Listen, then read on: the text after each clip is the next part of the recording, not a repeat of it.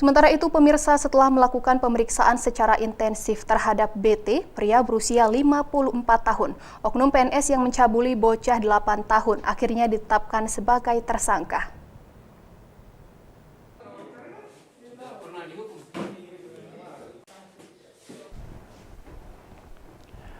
BT, seorang ASN 54 tahun di lingkup Pemkab Mamasa yang telah menjalani pemeriksaan intensif atas kasus pencabulan terhadap bocah berumur 8 tahun, kini akhirnya ditetapkan sebagai tersangka.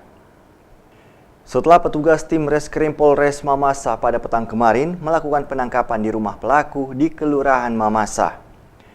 Di hadapan petugas, tersangka mengakui semua perbuatannya terhadap korbannya yang masih duduk di bangku sekolah.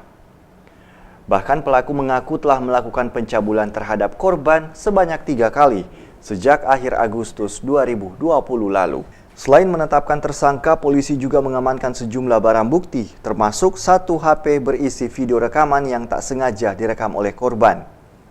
Kasus ini terungkap setelah kakak korban tanpa sengaja meminjam HP dan kemudian melihat video tersebut.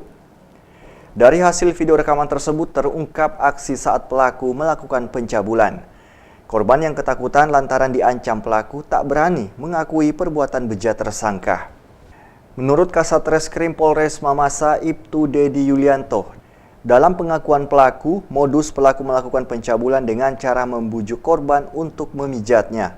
Karena dipengaruhi dorongan nafsu bejatnya, pelaku kemudian melakukan perbuatan cabul terhadap korban.